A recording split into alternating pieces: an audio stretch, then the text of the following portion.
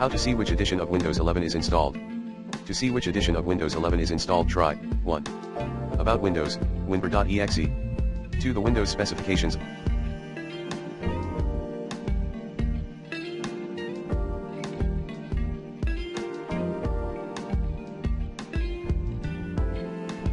Under About in Settings.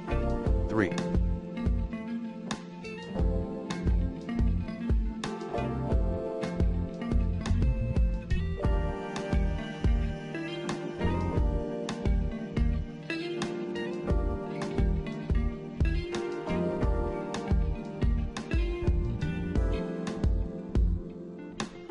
System Information, misinfo.exe. 4. System info finster /b/cos name command.